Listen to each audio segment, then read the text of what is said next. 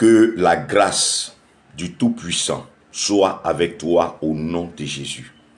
Que l'Éternel te bénisse en cette semaine, qu'il te multiplie et qu'il multiplie tes avoirs, qu'il préserve ton âme et qu'il t'épargne au nom de Jésus de tout danger.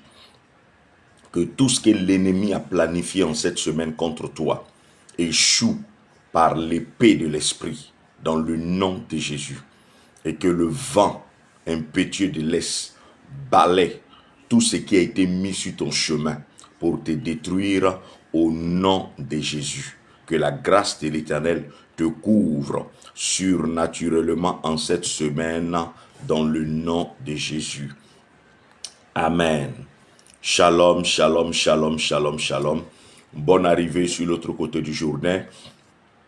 Pour tous ceux qui nous prennent en cours pour la première fois, pour tous ceux qui nous suivent seulement maintenant, nous sommes l'autre côté du Jourdain, une page chrétienne, et nous parlons de Jésus-Christ crucifié, ressuscité, et surtout qui revient bientôt, cette fois-ci non pas pour sauver, mais pour juger, et pour sauver ses élus, pour prendre ses élus et pour juger tous ceux qui se seront rebellés à lui.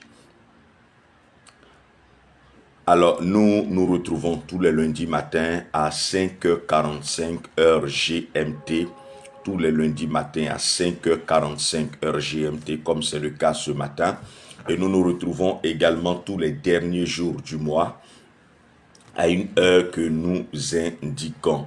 Et nous nous retrouverons également le lundi prochain, qui sera le dernier lundi, à 5h45. Alors, si tu as pris cette vidéo en cours ce matin, je vais t'inviter à liker, à partager, à inviter tes frères et sœurs aussi à suivre l'autre côté du Jourdain, à bénir le Seigneur pour leur semaine, à confier, à recommander leur semaine à la grâce de Dieu.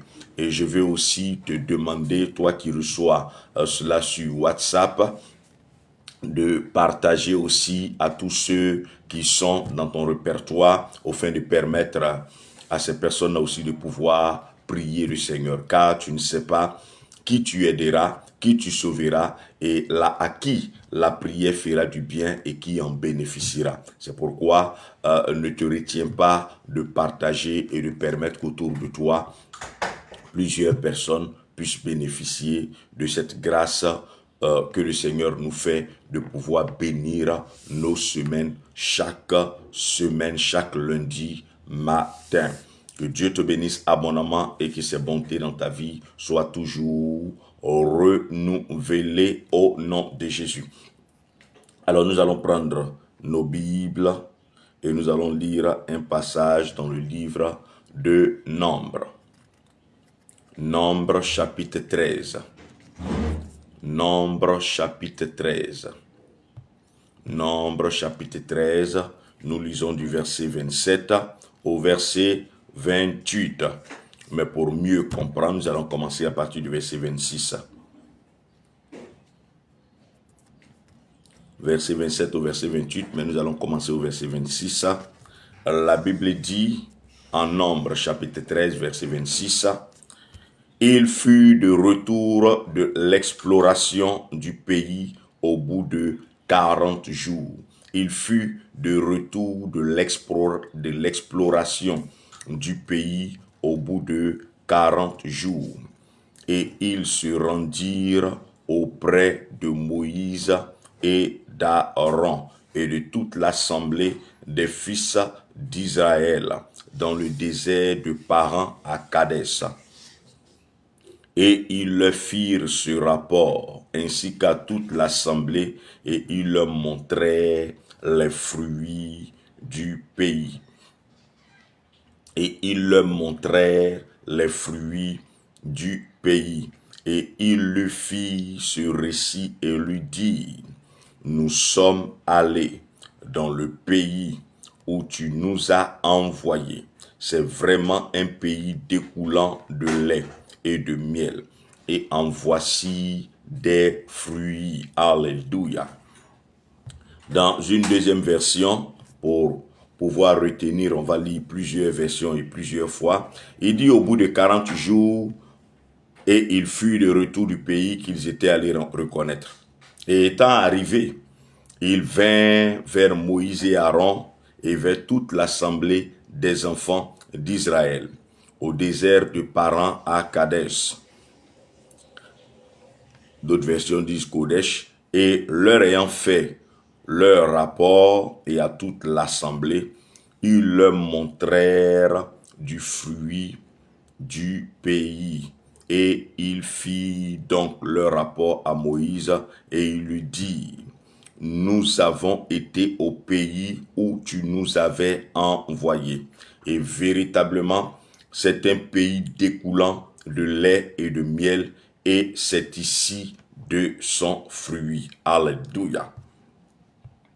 Dernière version, et nous allons commencer à parler de ce texte en quelques minutes, et nous allons prier le Seigneur, déclarer des bénédictions pour cette semaine au nom de Jésus. Verset 25, et ils allèrent de la reconnaissance du pays au bout de 40 jours, et ils allèrent et arrivèrent auprès de Moïse et d'Aaron et de toute l'assemblée des fils d'Israël au désert de Paran, à Kadesh, et il leur rendit compte, ainsi qu'à toute l'assemblée, et leur montrait le fruit du pays. Et il racontait à Moïse et dit, nous sommes allés dans le pays où tu nous as envoyés. Et vraiment, il est ruisselant de lait et de miel. Et en voici le fruit. Et en voici quelques fruits. Donc, il s'agit ici de, comme on les appelle couramment, les 12 espions qui sont allés explorer Canaan. Ils sont allés aller et retour, ils ont fait 40 jours. Aller et retour, ils ont fait 40 jours. La Bible dit qu'au bout de 40 jours, ils étaient de retour. Ça veut dire qu'à l'aller et au retour, ils ont fait pratiquement 40 jours. Ils ont exploré le pays pendant un temps et ils sont revenus. L'aller a mis combien de temps, le retour a mis combien de temps, la Bible ne le signifie pas. Mais dans la réalité actuelle, dans la réalité d'aujourd'hui, c'est autour de 30 à 35 jours, voilà, de marche, sans aller vite pour nous qui sommes là aujourd'hui, puisque nous avons pris l'habitude de nous déplacer par des moyens de locomotion un peu motorisés. Alors que eux, ils n'avaient pas tous ces moyens de locomotion, donc la marche, la course, ils étaient habitués. Même à un certain âge, on pouvait marcher sur de longues distances, on pouvait courir parce que c'était le moyen de déplacement d'antan. Voilà, donc le corps s'habituait, la psychologie s'habituait et c'était facile. Et pour nous aujourd'hui, c'est difficile. Sinon, au bout de 30 jours, pour nous qui sommes aujourd'hui, au bout de 30 jours, on peut atteindre de l'Égypte, on peut passer en Israël. À 30 jours de marche, bien sûr. Donc, au bout de 40 jours, il revint et il fit le récit à Moïse et à tout le peuple d'Israël. Ils sont revenus avec des fruits. Ils sont revenus avec des fruits comme témoins de ce qu'ils allaient dire. Ils sont revenus avec des fruits, des figues, des dattes, etc., pour rendre témoignage que là où Moïse les avait envoyés, c'était effectivement un bon, beau et vaste pays. C'était effectivement un bon, beau et vaste pays. Et la preuve que c'était un bon pays, c'était les fruits qu'il présentait à Moïse. Et voici ce qu'ils vont lui dire, voici le récit qu'ils vont lui faire. Nous sommes allés là où tu nous as envoyés. Et effectivement, nous faisons ce rapport. C'est un bon pays, c'est un pays qui découle du miel, qui est ruisselant de lait et de miel. C'est un pays ruisselant de lait et de miel. C'est un pays découlant de lait et de miel. Et la preuve, ce sont les fruits que nous te présentons. Effectivement, c'est un pays découlant de lait et de miel. Et en voici les fruits. C'était le témoignage de 12 personnes qui étaient allées. Et ils avaient tous, à ce niveau-là, le même rapport. Le rapport va changer sur certains points. Mais en ce qui concerne la qualité du pays, la douceur du pays, ils étaient tous unanimes que c'était effectivement un pays où il y a le lait et où il y a le miel. Et voici les fruits qui étaient la preuve de ce qu'il disait. Un pays découlant de lait et de miel. De quoi parle exactement un pays qui découle du lait et du miel? Un pays découlant de lait et de miel. Ce rapport était une métaphore. L'expression un pays où coule le lait et le miel, vous convenez avec moi que le lait ne coule pas dans un pays comme une pluie. Le miel également ne coule pas dans un pays comme une pluie. Mais le lait, on l'a de quelque chose. Il est extrait de quelque part. Le miel également est extrait de quelque part. Et donc cette métaphore parlait de ces deux éléments où étaient extraits le lait et le miel.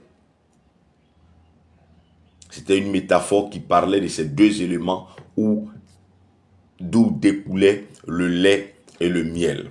Le lait découlait des vaches. Et pour qu'une vache puisse donner un lait de qualité et pour qu'une vache puisse donner un bon lait, il fallait que cette vache-là soit très bien engraissée. Et ce n'était pas seulement une vache qui allait donner du lait, mais toutes les vaches allaient donner du lait. Voici l'expression de le lait coule à profusion. Ou le lait coule à profusion. Ça veut dire, peu importe ton élevage, peu importe les animaux, les bêtes que tu vas élever, elles vont prospérer, elles vont réussir. Si tu élèves, que ce soit des ovins comme des caprins, ça va donner fortement. Tu n'auras pas de problème. C'est cela que ça traduisait. Et le lait était un aliment de première classe. Le lait était un aliment prisé. C'était un aliment de luxe. C'était un aliment de luxe. Et de toute façon, le lait est toujours aujourd'hui un aliment de luxe.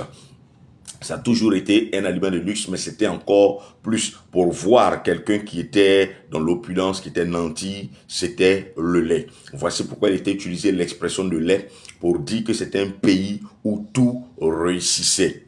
Tout réussissait. Et les activités étaient de deux ordres. De l'ordre de l'élevage ou alors de l'agriculture. Tout ce qui était culture.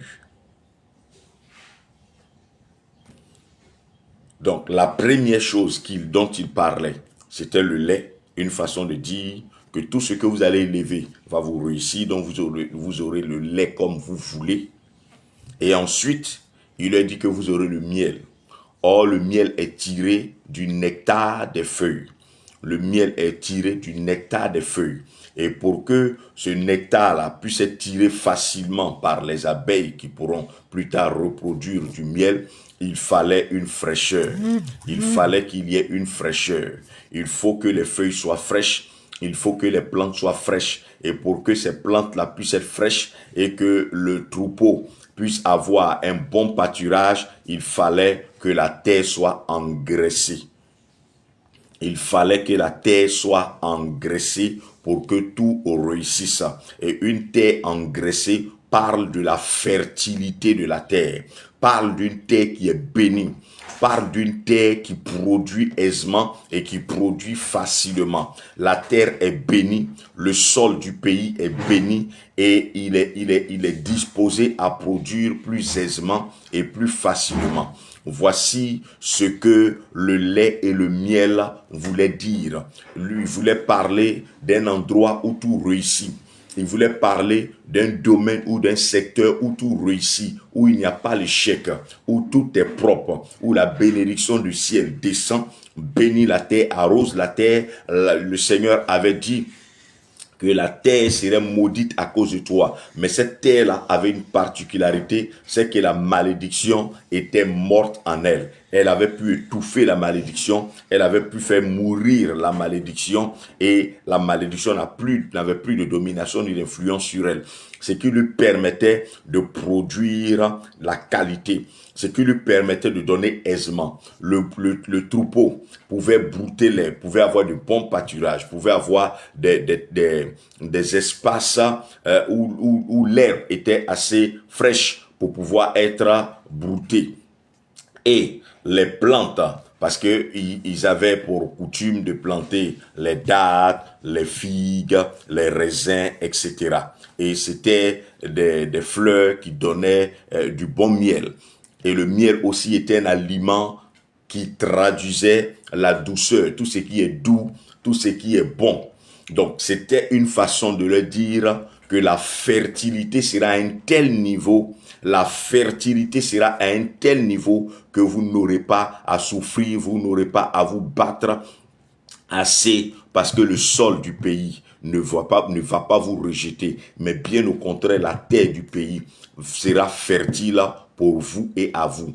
La terre du pays est une terre fertile. Et cette terre qui est fertile, elle est fertile parce que la bénédiction de l'Éternel est descendue sur ce sol, suite à certaines actions qui ont été posées antérieurement, suite à certaines choses qui ont été posées comme action antérieurement. Et donc, quand le peuple d'Israël entrait en possession de ce territoire qui avait une terre très fertile, il recevait automatiquement la grâce et la faveur de la terre. Si la terre te rejette, tu n'auras rien. Mais si la terre t'accepte, si la terre est bénie, si la terre sur laquelle tu te trouves est fertile, alors tout ce que tu pourras faire réussira. Et c'était un contraste entre le désert aride dans lequel ils ont marché, le désert aride dans lequel ils ont vécu pendant des années, parce ils ont traversé l'Égypte, ils sont venus rester dans le désert et c'était la sécheresse, c'était le sec, c'était la terre aride. Le Seigneur leur faisait comprendre qu'ils allaient quitter la terre aride pour une terre très fertile. C'était un contraste. Ils allaient quitter une terre qui ne produisait pas, une terre qui était très aride, une terre qui n'était pas fertile, pour entrer sur un territoire où la terre est très fertile. Ce matin, cette parole t'est adressée. Tu as quitté une vie. Tu as été dans une vie sèche, dans une vie aride, où rien ne réussit, où rien ne prospère. Ce matin, ta vie est cette terre, parce que tu as été faite de la terre. La terre à partir de laquelle tu as été tiré est peut-être une terre aride. Mais ce matin, cette prière que nous allons faire va transformer ta vie en une terre fertile, en une terre canaanique, en une terre où tout réussit, en une terre où tout prospère, en une terre arrosée par la bénédiction de l'Éternel. Quand la terre est aride, c'est suite à des malédictions qui ont été prononcées contre elle. Et s'il y a des malédictions qui ont été prononcées contre toi, et que ta vie a fini par devenir aride, que ta vie a fini par être sèche et la productivité n'est plus, tu ne peux plus produire qualité, tu ne peux plus produire excellent, tu ne peux plus produire fraîcheur, la douceur ne peut plus sortir de toi, le doux à l'image du miel, ne peut plus sortir de toi. Ce matin, pendant que tu suis ce message, déclare cette prière et ne la déclare pas seulement aujourd'hui. Déclare la prière tout au long de la semaine. Appelle la fraîcheur de l'Éternel sur ta vie. Appelle la fertilité de l'Éternel sur la terre que tu représentes, sur la terre que tu es. De sorte que tout ce que tu fais, non seulement réussit, prospère, mais toutes les personnes qui vont ensemencer sur ta vie également voient des résultats. Si ensemencer sur ta vie, c'est quoi? C'est l'image de te faire du bien, l'image de t'accorder des dons. Tu bénéficieras également de la grâce et de la faveur du Très-Haut au nom de Jésus-Christ de Nazareth. Nous bénéficions de la grâce et de la faveur de l'Éternel. Nous bénéficions de la grâce et de la faveur du Très-Haut au nom de Jésus-Christ de Nazareth. Je veux appeler dans ta vie la fertilité de l'Éternel, afin que là où ta vie était asséchée, ta vie ne soit plus asséchée. Là où la sécheresse était dans ta vie, où tout est sec, tout est dur. C'est l'image de la sécheresse. La sécheresse rend la terre dure. Peut-être que ta terre est devenue aride. Ta vie est devenue aride, dure, sèche. Tout ce que tu ensemences ne réussit pas. Et même quand on ensemence sur toi, ça ne prospère pas. Même quand quelqu'un veut t'aider à entreprendre, à faire quelque chose, ça ne produit pas. Cette parole de cette semaine est pour toi. Et tu verras la pluie de l'Éternel se déverser sur ta vie permanemment. La terre qui n'est pas aride, c'est la terre qui reçoit la pluie. La semaine passée, nous avons reçu la pluie des bénédictions de l'Éternel. Cette semaine, cette pluie va rendre la terre de nos vies fertile, la terre de nos maisons fertile, la vie de nos enfants fertile, notre famille fertile, de sorte que tout ce que nous allons faire réussisse, qu'il n'y ait pas le sec dans notre maison, que notre vie ne soit pas sèche, mais qu'à partir de cet instant, notre vie soit permanemment arrosée. Alors si tu fais des choses que ça ne réussit pas, tu es obligé de laisser tomber pour commencer autre chose, laisser tomber. Tu sens que tes mains sont asséchées. Ta vie est asséchée, tout est dur, tout est compliqué, c'est dur, ça ne produit pas, rien ne prospère. Au nom de Jésus, cette déclaration que tu feras en cette semaine emmènera l'aridité à partir loin de ta vie, loin de ta maison, et emmènera la fertilité à prendre forme. Et je déclare sur la vie de quelqu'un qui veut avoir des enfants, que cette fertilité arrive jusque dans tes entrailles, et visite tes entrailles, de sorte que là où l'improductivité n'arrivait pas dans tes entrailles, la productivité gagne tes entrailles au nom de Jésus-Christ de Nazareth. Cette semaine, si tu mets ton cœur avec foi à déclarer ces paroles jour et nuit sur ta maison, sur ta vie, sur la vie de tes enfants, tu verras la fertilité arriver dans ton âme. Tu verras la fertilité arriver dans ta vie. La Bible dit que la vie et la mort sont au pouvoir de ce que nous déclarons. Ce que tu déclares couramment, régulièrement, avec foi, finit tôt ou tard par arriver. Si tu continues à déclarer cette parole tout au long de cette semaine et à continuer à la déclarer, tu verras tôt ou tard des résultats. Et ça dépend de ta vie, de l'aridité de ta vie. Parce que la fertilité ne vient pas du jour au lendemain. Tout dépend de l'aridité du sol. Un sol qui a été aride pendant 100 ans, pendant des centenaires, ne sera pas pareil qu'une terre qui a été aride pendant 2 semaines ou pendant juste une semaine. Alors, la terre qui a été aride pendant longtemps aura besoin d'être suffisamment arrosée, aura besoin de beaucoup plus de pluie et de beaucoup plus d'endurance et de permanence pour qu'elle soit mieux arrosée, pour que le sol puisse recueillir suffisamment l'eau. Alors, si ta vie a été asséchée pendant longtemps, déclare matin, déclare le soir, jour jour et nuit, proclame cette parole. Proclame ces paroles avec foi et de ton âme et de ton cœur. Déclare que ta vie ne sera plus asséchée. Déclare que la sécheresse ne sera plus ton partage. Déclare que maintenant, la fertilité de l'Éternel est ton partage. Ta vie sera arrosée. Pendant que tu seras en train de déclarer cette prière de jour comme de nuit. De jour, tu la déclareras, de nuit, tu la déclareras permanemment. Tu verras que la fertilité, l'abondance, la qualité, le doux commenceront à apparaître progressivement dans ta vie, dans le nom de Jésus-Christ de Nazareth. Que Dieu te bénisse abondamment et que ses bontés en ton endroit se renouvellent au nom de Jésus. Je veux bénir la vie pour tous ceux-là qui sont connectés ce matin, qui ont osé se réveiller pour suivre directement cette vidéo. Je bénis le Seigneur pour la vie de maman Inès à Pythagore depuis le Gabon. Que le shalom de l'Éternel soit avec toi et que l'Éternel arrose ta vie pour qu'elle soit très très fertile dans le nom de Jésus. Maman Kona Anne-Marie, que le Seigneur arrose ta vie de bénédiction et que cette pluie ne s'arrête pas jusqu'à ce que ta vie, la terre que tu représentes, soit fertile au nom de Jésus-Christ de Nazareth. Maman Enyankou Solange, que le Seigneur continue d'arroser ta vie, jusqu'à ce que tu deviennes très très fertile dans le nom de Jésus-Christ de Nazareth. Maman Tano Odette Kablan, que la pluie de l'Éternel arrose et continue d'arroser ta vie jusqu'à ce que abondamment ta terre, ta vie, ta maison soit fertile au nom de Jésus-Christ de Nazareth. Maman Blessing Ekra, que le Seigneur continue d'arroser la terre de ta vie et de ta maison afin que toujours tu portes du fruit de qualité et d'excellence au nom de Jésus-Christ de Nazareth.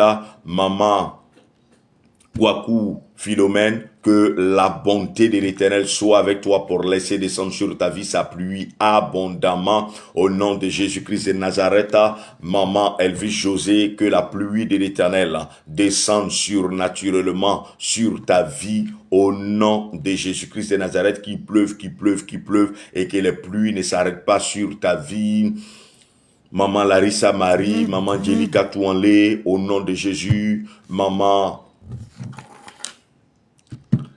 Cablan Rose, que la pluie de l'Éternel descende abondamment et surnaturellement sur ta vie. Maman Photopélagie, que la pluie de l'Éternel arrose surnaturellement ta vie dans le nom de Jésus-Christ de Nazareth.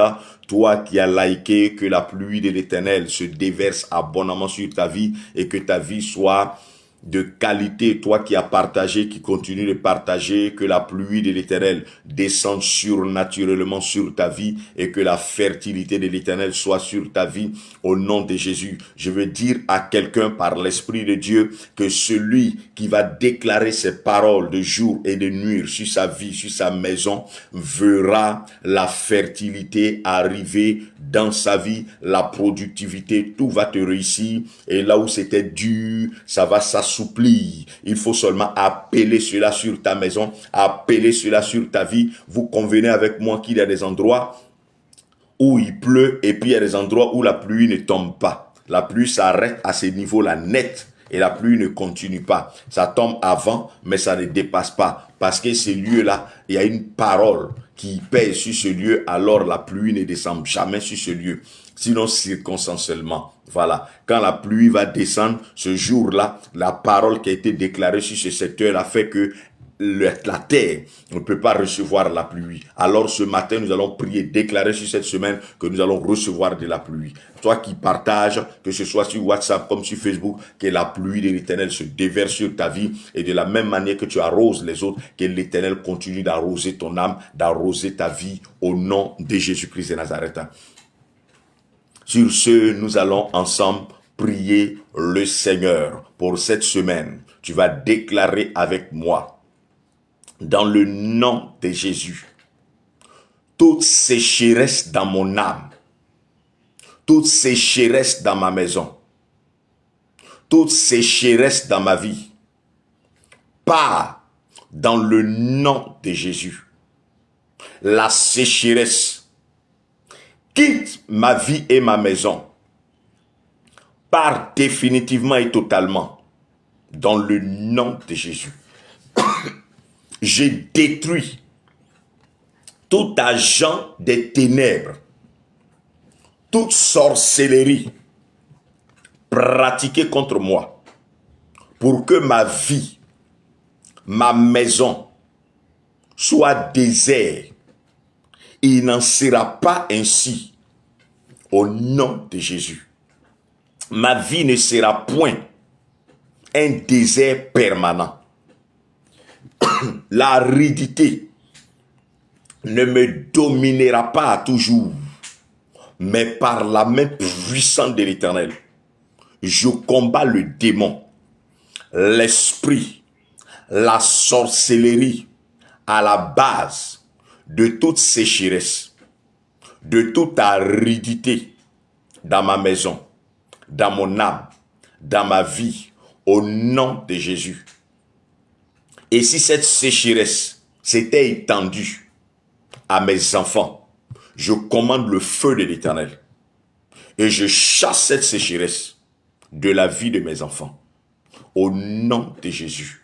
Et je déclare que toute parole incantatoire, toute parole diabolique, toute malédiction qui parlait contre moi, qui déposait contre moi, de sorte que jusqu'à présent, je n'arrivais pas à produire conséquemment ces paroles incantatoires, ces déclarations de malédiction sont brisées, détruites, et leurs influences sur mon âme et ma vie sont brisées totalement au nom de Jésus. À compter de ce moment, de cette heure, je déclare que la pluie abondante de l'Éternel descend sur ma vie en permanence au nom de Jésus.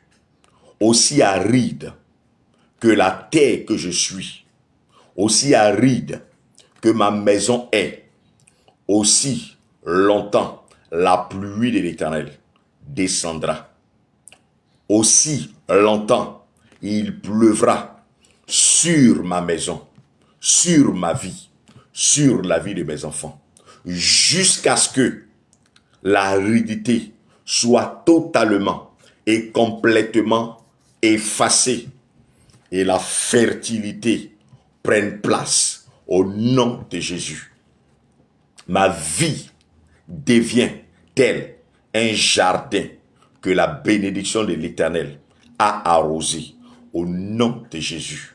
Ma vie devient tel un jardin qui fleurit en toute saison au nom de Jésus. Et je déclare que sur ma vie, dans ma vie, pour ma vie, il n'y a ni saison infertile, ni saison fertile. Car toute saison infertile est changée, transformée, modifiée en saison permanente, permanemment fertile au nom de Jésus.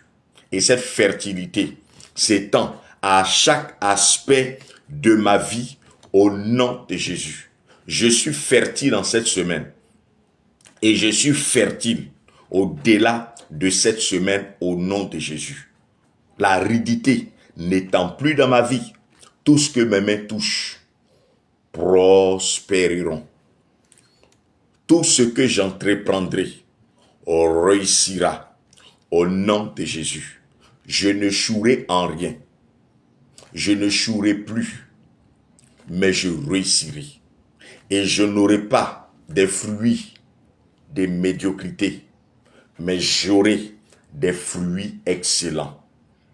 Parce que ma vie est productive à partir de cet instant.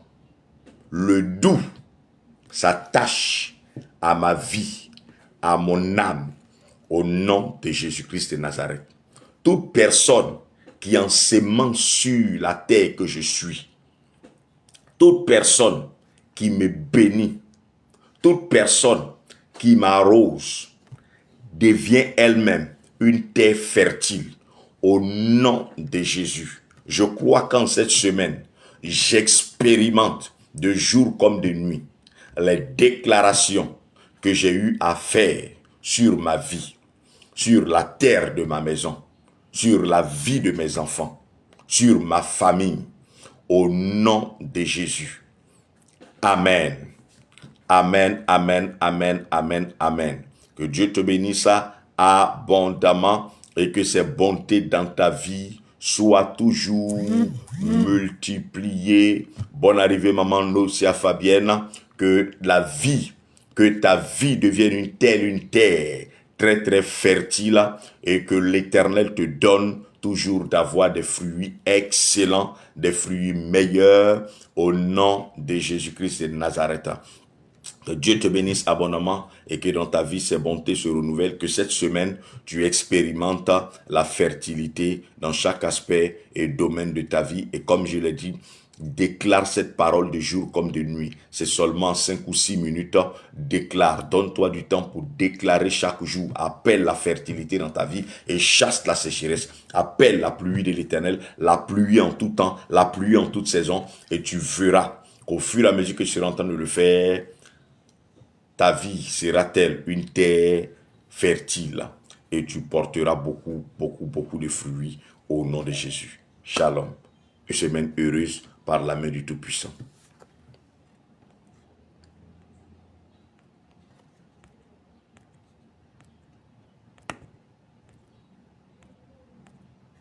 Le direct refuse de se terminer.